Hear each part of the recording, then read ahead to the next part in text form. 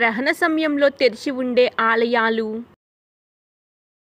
సాధారణంగా గ్రహణ సమయంలో ఆలయ తలుపులు మూసి ఉంచుతారు. అయితే కొన్ని ప్రత్యేకమైన ఆలయాలలో గ్రహణ సమయంలో అక్కడ ప్రత్యేకమైన పూజలు నిర్వహిస్తారు.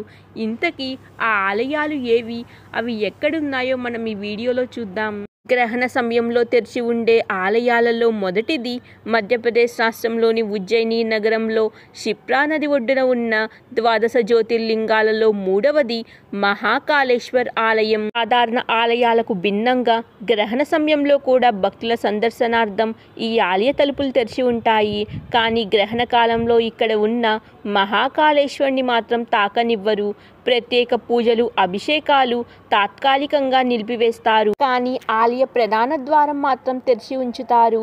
గ్రహణం అనంతరం ఆలయమంతా పవిత్ర జలాలతో శుద్ధి చేసి అనంతరం యథావిధిగా పూజలు నిర్వహిస్తారు. గ్రహణ సమయంలో తెరిచి ఉండే ఆలయాలలో రెండవది ఆంధ్రప్రదేశ్ రాష్ట్రంలోని దక్షిణ కైలాసంగా వాయులింగ క్షేత్రంగా ప్రసిద్ధిగాంచిన శ్రీకాళహస్తి. శ్రీ జ్ఞాన ప్రసూనాంబికా సమేత శ్రీకాళహస్తీశ్వరుడికి గ్రహణకాల అభిషేకం నిర్వహించే సాంప్రదాయం నేటికీ కొనసాగుతుంది.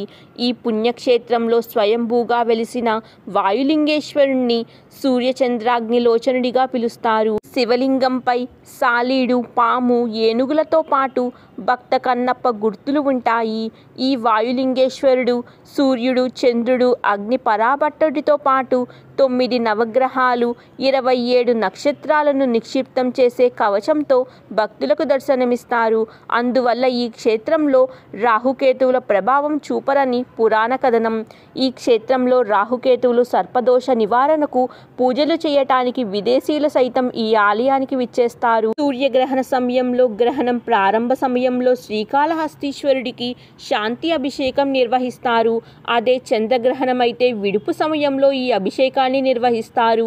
గ్రహణ సమయంలో రాహుకేతువులు సర్పదోష నివారణ కోసం ఈ ఆలయంలో ప్రత్యేక పూజలు చేస్తే విశేష ఫలితం లభిస్తుందని భక్తుల నమ్మకం. అందుకే గ్రహణ సమయంలో భారీగా భక్తులు ఈ ఆలయాన్ని చేరుకుంటారు. గ్రహణ సమయంలో తెరిచి ఉండే ఆలయాలలో మూడవది తెలంగాణ రాష్ట్రంలోని కర్నూలు జిల్లా ఆత్మకూరు పట్టణానికి సుమారు 20 కిలోమీటర్ల దూరంలో ఉన్న సంగమేశ్వర ఆలయం. ఈ ఆలయాన్ని నివృత్తి సంగమేశ్వర ఆలయం అని కూడా అంటారు. ప్రపంచంలోనే 7 నదులు కలిసే చోట ఉన్న ఏకైక ఆలయం ఇది. ఏడాదికి 8 నెలల పాటు నీటిలో ఉండి కేవలం 4 నెలలు మాత్రమే భక్తులకు దర్శన భాగ్యం కలిగించే ఆలయం ఇది. ఈ ఆలయంలో కూడా గ్రహణ సమయంలో ఆలయ తలుపులు తెరిచి ఉంటాయి. గ్రహణ సమయంలో ఈ ఆలయంలో ప్రత్యేక పూజలు నిర్వహిస్తారు. సూర్యగ్రహణ సమయంలో ఈ ఆలయంలో అరుణ హోమాన్ని నిర్వహిస్తారు. గ్రహణ వేళ భక్తులు ఈ ఆలయంలో ప్రత్యేక పూజలు చేస్తారు. గ్రహణ సమయంలో తెరిచి ఉండే ఆలయాలలో నాలుగవది కేరళ రాష్ట్రంలోని కొట్టాయం జిల్లాకి 8 కిలోమీటర్ల దూరంలో తిరువేర్పూర్లో ఉన్న కృష్ణ భగవానుడి ఆలయం. ఈ ఆలయం కూడా గ్రహణ సమయంలో తెరిచి ఉంటుంది. ఈ ఆలయంలో ఉన్న శ్రీకృష్ణుడు ఆకలికి తట్టుకోలేడు. ఈ ఆలయం కేవలం రోజుకి గంట మాత్రమే తెరిచి ఉంటుంది. తెల్లవారుజామున 3 గంటలకు ఆలయాన్ని తెరిచి ప్రత్యేక పూజలు నిర్వహించి 10 సార్లు నైవేద్యాన్ని సమర్పిస్తారు. పెట్టిన ప్రతిసారి నైవేద్యం తక్కువ పడుతుంది. గ్రహణ సమయంలో కూడా ఈ ఆలయ తలుపులు తెరిచి స్వామివారికి ప్రత్యేకంగా నైవేద్యాన్ని సమర్పించటం ఈ ఆలయ ఆచారం.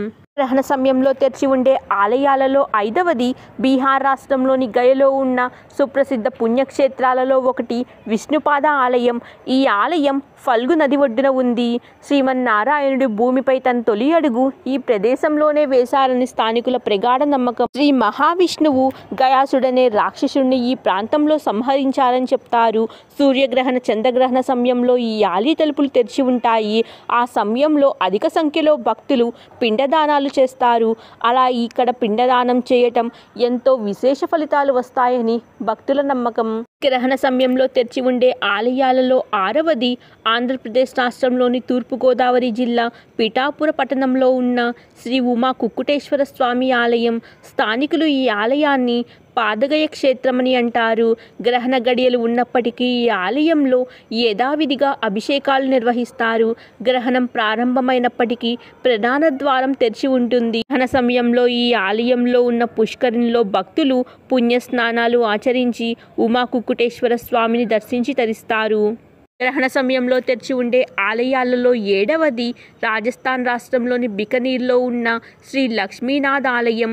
ఈ ఆలయాన్ని మహారాజా రావు లునాకరన్ నిర్మించారు. ఈ ఆలయం కూడా సూర్యగ్రహణ చంద్రగ్రహణ సమయంలో తెరిచి ఉంటుంది. ఈ సమయంలో ఈ ఆలయంలో ప్రత్యేక హారతిని నిర్వహిస్తారు. అది వీక్షించటానికి అధిక సంఖ్యలో భక్తులు ఈ ఆలయానికి సందర్శిస్తారు.